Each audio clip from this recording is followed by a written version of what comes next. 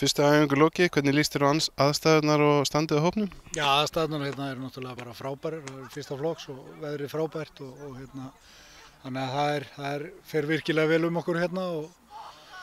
standið á liðinu við komum náttúrulega seint í gærkvöldi hérna og höfum daginn í dag til að undirbúa okkur undir þennan leik og það er allavega hérna allir hressir og það allt saman, það kemur svo í ljós á morgun hvernig standið verður á liðinu í þessum leik en hingað til allavega bara mjög gott hérna, mjög góð andi í hópnum.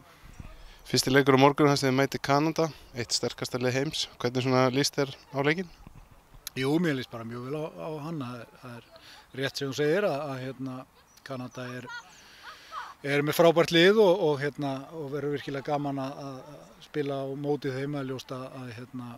við þurfum á öllu okkar að halda og þurfum að vera eiga frábæran leik hérna á morgun til að ná úrslitum í þessum leik, það er klárt.